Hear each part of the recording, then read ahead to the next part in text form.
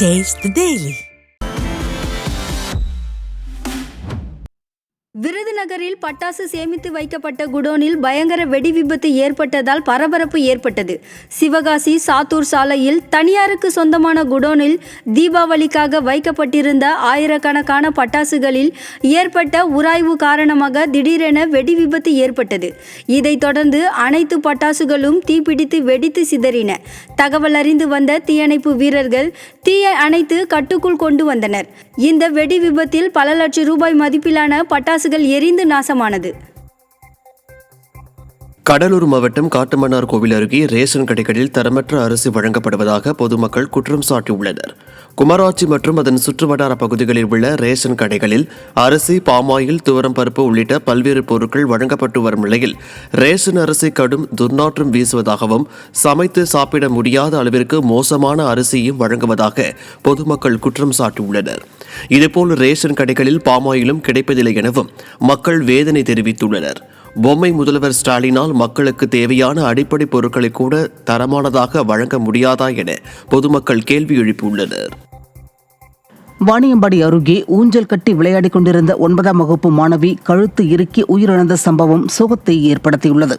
திருப்பத்தூர் மாவட்டம் அரப்பாண்டகுப்பம் கிராமத்தை சேர்ந்த ரூபிகா என்ற மாணவி சேலையில் ஊஞ்சல் கட்டி விளையாடிக் கொண்டிருந்த போது எதிர்பாராத விதமாக கழுத்தில் மாட்டி மயங்கி விழுந்துள்ளார். இதையடுத்து ரூபிகாவை மீட்ட உறவினர்கள் சிகிச்சைக்காக மருத்துவமனை கொண்டு சென்றபோது மாணவியை பரிசோதித்த மருத்துவர்கள் அவர் ஏற்கனவே இறந்துவிட்டதாக தெரிவித்துள்ளனர். அப்போது மாணவி இறந்தது குறித்து மருத்துவர்களிடம் உறவினர்கள் வாக்குவாதத்தில் ஈடுபட்டனர். தகவல் அறிந்து சம்பவ இடத்திற்கு வந்த போலீசார் உறவினர்களிடம் பேசி சமாதானம் செய்ததை தொடர்ந்து மாணவியின் உடலை பிரேத பரிசோதனைக்காக அனுப்பி வைத்து விசாரணை மேற்கொண்டனர்.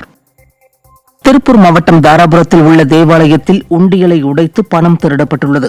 தாராபுரம் அலூசியஸ் பள்ளி வளாகத்தில் உள்ள ஆர்சி தேவாலயத்தில் நுழைந்த மர்ம நபர் ஒருவர் உண்டியலை உடைத்து அதிலிருந்து பணத்தை திருடிச் சென்றுள்ளார். இதுகுறித்து அளிக்கப்பட்ட புகாரின் பேரில் சிசிடிவி காட்சிகளை வைத்து திருட்டில் ஈடுபட்டவரை காவல்துறையினர் தேடி வருகின்றனர்.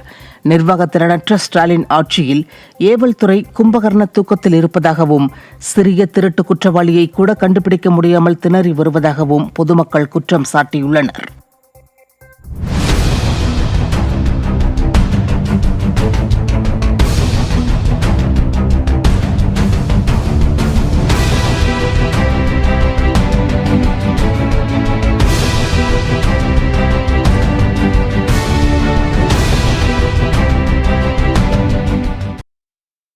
திண்டுக்கல் மாவட்டம் சின்னாளப்பட்டி தேசிய 4 வழிச்சாலை மழைநீர் வாய்க்கால்களில் குப்பைகள் மற்றும் பிளாஸ்டிக் கழிவுகள் எரிப்பதால் பொதுமக்கள் அவதிக்குள்ளாகியுள்ளனர். சின்னாளப்பட்டி 18வது வார்டு திருநகர் காலனி தேசிய 4 வழிச்சாலை சர்வீஸ் ரோட்டில் உள்ள நீர்வரத்து வாய்க்காலில் சுமார் 1/2 கிலோமீட்டர் தூரத்திற்கு சாலையின் இருபுறமும் பிளாஸ்டிக் மற்றும் குப்பை கழிவுகள் குவிந்து கிடக்கிறது. இந்த குப்பைகள் பகல் மற்றும் இரவு நேரங்களில் தீ வைத்து எரிப்பதால் கர்ப்பிணி பெண்கள் பாதிக்கப்படுவதோடு அப்பகுதியில் வரும் வாகன ஓட்டிகளும் அவதியுற்று வருகின்றனர்.